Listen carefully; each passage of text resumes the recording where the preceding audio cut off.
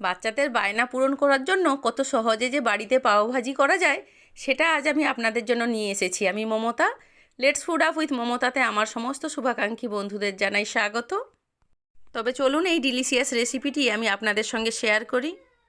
প্রথমে কিন্তু ভাজিটা করার জন্য আমি গাজর আর এই দেখুন বিট এগুলো এরকম পাতলা করে কেটে নিয়েছি, আর আলু নিয়েছি, আর মটরশুঁটি নিয়েছি। এগুলোকে আমি ভালো করে সেদ্ধ করব। তার জন্য প্রেসার কুকারে এগুলো আমি এক এক করে দিয়ে দেব। এর সঙ্গে আপনারা অন্য কোনো সবজিও অ্যাড করতে পারেন, ফুলকপি বা বিনস, যেগুলো খেতে পছন্দ করেন।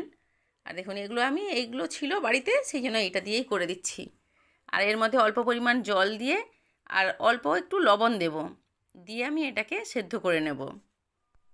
বাড়িতে এসেছি তো, তাই ক্যামেরা রাখার কোনো জায়গা নেই, নিজে হাতেই ক্যামেরা ধরে করছি, এই জন্য ছবিগুলো এইভাবে আসছে। আমি একটা বড় টমেটো ছোটো ছোটো করে কুচিয়ে নিয়েছি, কাঁচা লঙ্কা আর ক্যাপসিকাম আর পেঁয়াজ এগুলো সব ছোটো ছোটো করে কেটে নিয়েছি।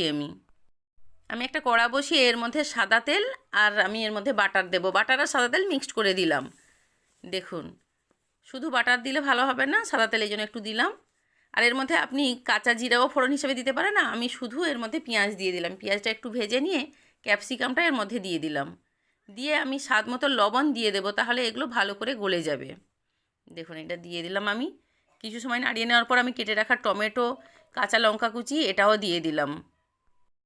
এটাকে আমি ভালো করে নাড়িয়ে চেড়ে নেব। দেখুন, এটা ভালো করে গলে এসছে। এর মধ্যে আমি আদা পেস্ট দেবো 1 চামচ, বড় চামচের।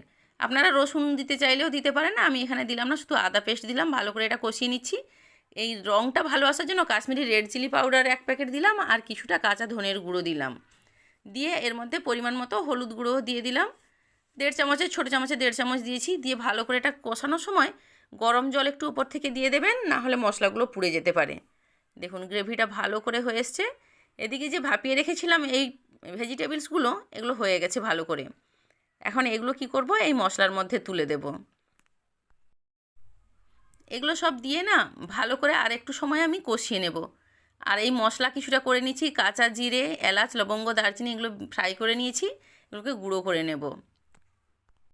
ভাজিটা করার জন্য আমি যে কড়াটা নিয়েছি, আপনারা কিন্তু আর একটু চ্যাপ্টা কড়া নিলে আরও খুব সুন্দর হতো। দেখুন, এই মশলাগুলো এখন আমি এর মধ্যে দিয়ে দিচ্ছি, দিয়ে এটাকে ভালো করে কষিয়ে নিচ্ছি। এটা কষানো হয়ে গেলে এর মধ্যে একটু দানা দানা থাকবে না, এটাকে খুব ভালো করে কিন্তু স্ম্যাশ করে নিতে হবে।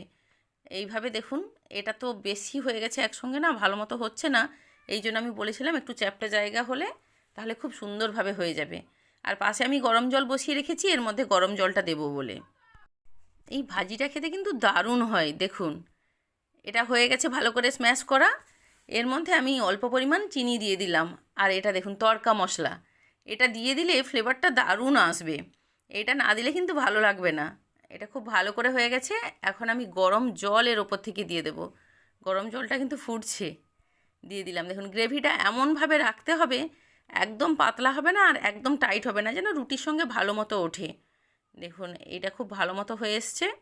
এটাকে এখন আমি বন্ধ করে দেবো কিছু সময় ফোটানোর পর। নামানোর আগে আমি ধনেপাতা কুচিয়ে রেখেছিলাম, সেটা এর ওপর থেকে ছড়িয়ে দেব। আর এর মধ্যে সব থেকে ভালো কি, বাটারটা। এবার বাটারটা একটু বেশি করে এর ওপর থেকে দিয়ে দেবেন, দিয়ে এটাকে আমি বন্ধ করে ঢাকা দিয়ে রেখে দেব।